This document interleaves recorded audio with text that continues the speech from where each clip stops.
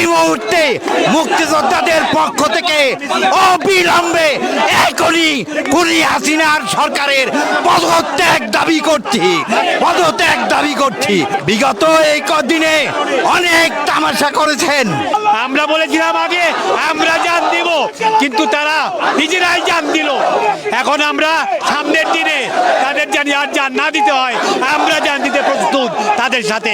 যারা ভুয়া মুক্তিযোদ্ধা ৭১ মুক্তিযোদ্ধা করে নাই, তারা আজকে আওয়ামী লীগের পক্ষে, হাসিনার পক্ষে। সুতরাং সারা দেশের বাংলাদেশের মুক্তিযোদ্ধারা যারা দেশ স্বাধীন করেছে, তারা আজকে জনতা ছাত্রদের পক্ষে। এই কথা আমরা বলতে পারি আপনাদেরকে, আমরা হাত দিয়ে গল করে হাত দিয়া। যে পর্যন্ত ছাত্রদের এই দাবি, আমাদের জনগণের ভোটারদের দাবি মানে না হইবে, সে পর্যন্ত হাসিনার পতনের পর্যন্ত আমরা শেষ পর্যন্ত দিয়ে আবার রক্ত দিয়ে আমরা মাঠে থাকবো ইনশাআল্লাহ। আমরা মুক্তিযোদ্ধারা কোনো কোটা চাই না, তবুও আপনারা এই কোমলমতি শিশুদের বুকে গুলি করিয়েন না। ৭১ থেকে এই পর্যন্ত আমাদের যুদ্ধ থেমে নাই। আজকে বুকটা ভরে যায়, কিন্তু আমাদের কান্দাও আছে, গন্ধনও আসে। এত এত অল্প বয়সী প্রাণের ধ্বংস হলো। এই একটা হত্যারও আমরা অন্যথায় যেতে দেব না। আমরা ৭১-এ যেই যুদ্ধ শেষ করতে পারি নাই, আমরা এই আমাদের কোমলমতি ছাত্রছাত্রীদের, শিক্ষার্থীদের মাধ্যমে সেটা আমরা ইনশাআল্লাহ পূরণ করব।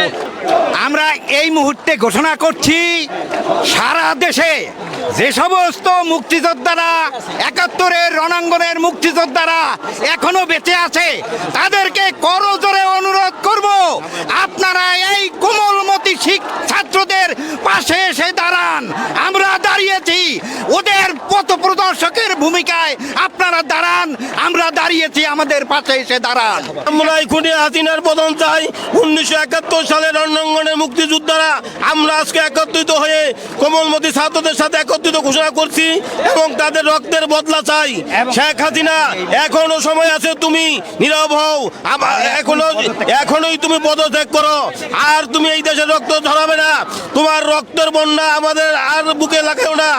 এই সরকার নানা রকম নাটক করে আজকে কোথায় নিয়ে গেছে, যে গত ২ সপ্তাহে তারা কয়েকশো শিশু সন্তানকে, আমাদের বাচ্চাদেরকে তারা বুকের মধ্যে গুলি করে হত্যা করেছে আমাদের টাকার গুলি দিয়ে।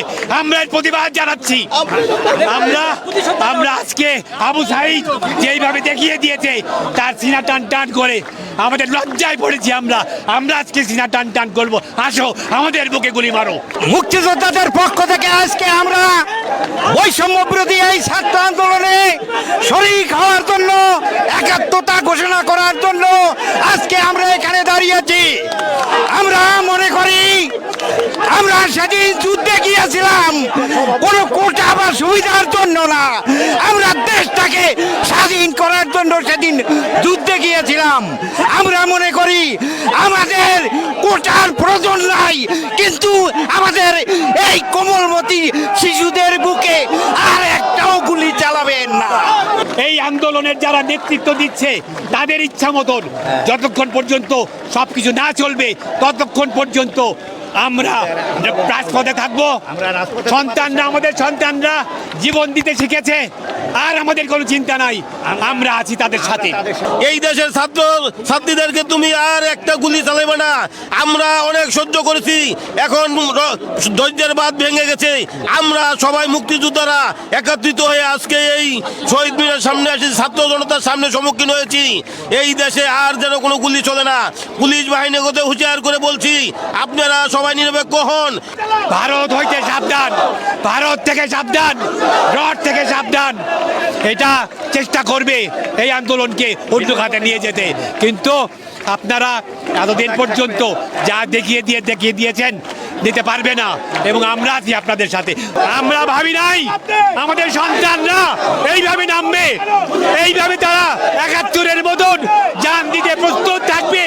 আমাদেরকে তারা এই অভিভূত করেছে, আমরা তাদের কাছে কৃতজ্ঞ। মুক্তিযোদ্ধা হিসেবে আমরা তাদের সাথে একাত্ম ঘোষণা করি।